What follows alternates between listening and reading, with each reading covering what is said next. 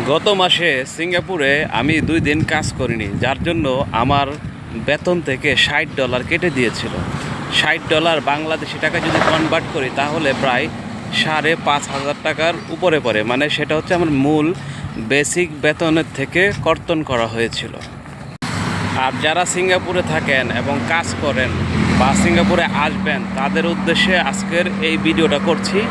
কারণ আপনারা অবশ্যই, যদি আপনার শরীর ক্লান্ত হয়, টায়ার্ড থাকেন বা অসুস্থ থাকেন, জ্বর, সর্দি, ঠান্ডা, শরীর ব্যথা, তাহলে অবশ্যই আপনার আশেপাশে যে ক্লিনিক আছে সেই ক্লিনিকে গিয়ে আপনি ডাক্তার দেখাবেন। ওইখান থেকে একটি মেডিকেল সার্টিফিকেট নিয়ে আসবেন, এমসি যেটাকে বলা হয়।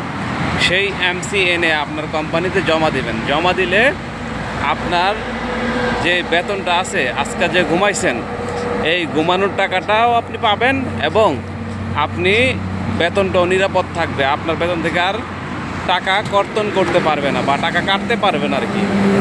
আর স্পেশালি আরেকটা কথা বলে দেই, যারা ডাক্তার দেখাতে আসবেন তারা অবশ্যই মাস্ক নিয়ে আসবেন। মাস্ক ছাড়া কিন্তু ডাক্তার দেখাতে পারবেন না।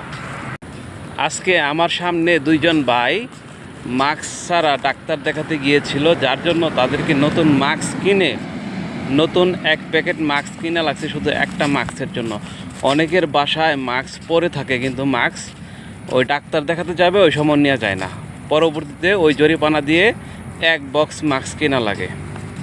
তো প্রবাসী ভাইদের প্রতি এই বার্তাই থাকলো, আপনি নিরাপদে থাকবেন, সুস্থ থাকবেন এবং ভালো থাকবেন। আপনি ভালো থাকলে আপনার পরিবার ভালো থাকবে, আপনার পরিবার ভালো থাকলে দেশ ভালো থাকবে। এটাই হচ্ছে মূল কথা। ধন্যবাদ, সবাই ভালো থাকবেন। আল্লাহ হাফেজ।